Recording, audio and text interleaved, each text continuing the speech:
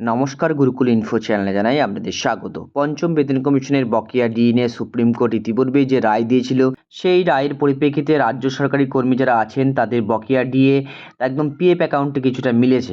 বাকি ডিএগুলো কখন মেটানো হবে, গ্রান্ট ইন কর্মী যারা আছেন তারা কিন্তু এখনো পর্যন্ত কোনো বকেয়া ডিএ পাননি, তাদেরই বা কী খবর দেওয়া হয়েছে।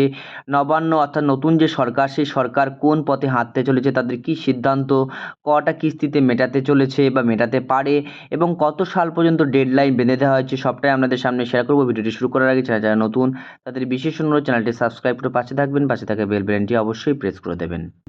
সংবাদপত্রে একটি কাটআউট, বকেয়া ডিএ 4টি কিস্তিতে দিতে চায় নবান্ন, 2028 শেষ দফা। রাজ্য সরকার চাইছে পঞ্চম বেতন কমিশনের বকেয়া ডিএ 2008 থেকে 2015 সালের যে অংশটা 4টি কিস্তিতে ওই সময়ে কর্মীদের দিতে। 2026 সালে একটি, 2027 সালে দুটি এবং 2028 জানুয়ারির শেষ কিস্তি দিতে চায় রাজ্য। সরকারি কর্মীদের 2016 থেকে 2019 পর্যন্ত সময়ের বকেয়া ইতিমধ্যেই পিএফ তহবিলে এবং স্যালারি অ্যাকাউন্টে শুধু গ্রুপ ডি এর ক্ষেত্রে জমা পড়েছে। বকেয়া ডিএ নিয়ে সুপ্রিম কোর্টের নির্দেশ গঠিত অবসরপ্রাপ্ত বিচারপতি ইন্দু মালহোত্রার নেতৃত্বে গঠিত কমিটির কাছে রাজ্যের এই প্রস্তাব জমা পড়েছে। মালহোত্রা কমিটি রাজ্য সরকারকে বলেছে প্রথম কিস্তির টাকা 3 সেপ্টেম্বরের মধ্যে দেওয়া হোক।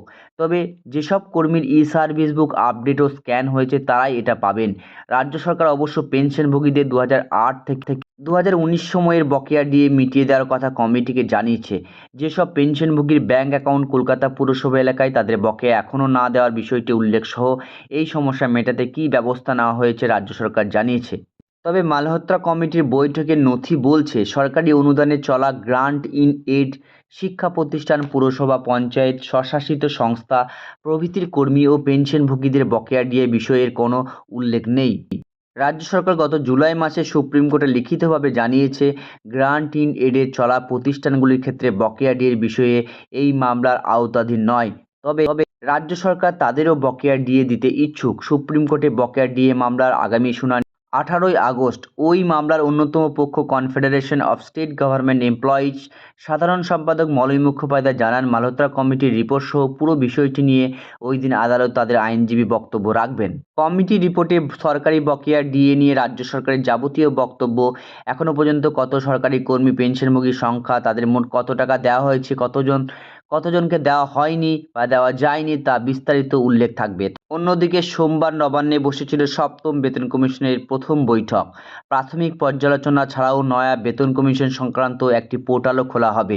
সেখানে বিভিন্ন তথ্য দেখতে পাবেন সরকারি কর্মীরা। যাই হোক, এইটুকু তথ্য আপনাদের সামনে শেয়ার করলাম। সকলে ভালো থাকুন, সুস্থ থাকুন, ধন্যবাদ। এবং দেখা যাক গ্রান্ট ইন এড বা শিক্ষা প্রতিষ্ঠান, পুরসভা, পঞ্চায়েত, স্বশাসিত সংস্থার প্রভৃতি কর্মীরা বা পেনশনভোগীরা বকেয়া ডিএ কবে পান।